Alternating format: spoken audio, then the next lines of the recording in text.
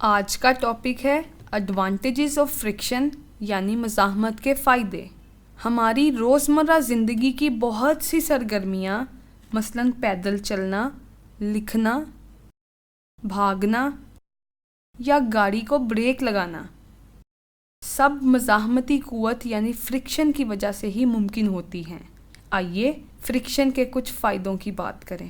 زمین اور جوتوں کے درمیان مزاحمت ہمیں چلنے اور دوڑنے میں مدد دیتی ہے۔ جب جوتے کے تلوے کی جھڑیاں فرش کی کھردری سطح پر گھستی ہیں تو فرکشن پیدا ہوتی ہے۔ اسی طرح جب گاڑی کو بریک لگتی ہے تو فرکشن کی وجہ سے گاڑی رک جاتی ہے۔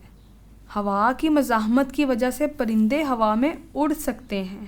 جب پرندے پروں کے ذریعے ہوا پر دباؤ ڈالتے ہیں تو ہوا کا رد عمل انہیں اڑنے کے قابل بناتا ہے۔ امید ہے آپ کو آج کی ویڈیو پسند آئی ہوگی۔